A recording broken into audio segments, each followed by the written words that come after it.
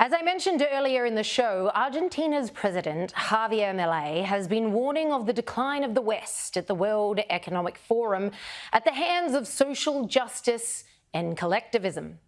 Of course, no one there was listening, and he knew it, but gosh, it's encouraged the rest of us. Sky News contributor Dr. Rocco Laer Kono joins me now. Rocco, you've been following the WEF in Davos this week. Do you think Milei will be invited back next year after his 23-minute speech, reducing the lot of them to a grease spot on the carpet?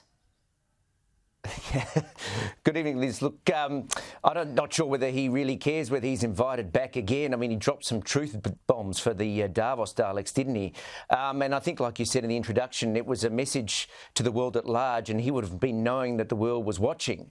And the message is, look, if we don't do something, we're going to wind up like Argentina. We're going to suffer the same fate as Argentina, which is a bit like the alcoholic who has to hit rock bottom before he realises that there's a problem and that there's only one solution.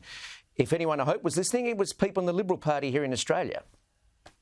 Oh, if only. Milei is very global in his outlook. He's known for that. But what's your take in terms of the international arena? Do you think they're receptive to him? Obviously not in the WEF, but how is he seen, as a crackpot or as an absolute legend? Obviously, those of our ilk would say the latter, but what's been said in your world? How do people see this guy? Look, from talking to my cousins in Argentina, look, their only concern, and I think Milei's only concern, is to ensure that he does the job for them to pull Argentina out of the mire that it is in and give it the prescription that it needs. Look, in terms of international politics, I mean, within days of him assuming the presidency, he told the Chinese to stick their Belt and Road Initiative, which is the biggest in all of the Americas, where they could fit it. So the focus is on getting the job done. A bit like Giorgia Meloni. I mean, remember when she was elected Prime Minister, there were the meltdowns from the left and she was a fascist and the sky was going to fall in. But look, she's been focused on the job. The ratings agencies have given her a big tick. The polls are better for her than they were when she was elected. And I think I think Javier Milei will do exactly the same thing. Absolutely. And now we've got Geert Wilders in the Netherlands. We just seem to be collecting these incredible leaders who, quite frankly, don't care how they're perceived on the world stage, because that is the definition of a true leader. They're just getting the job done for their own country.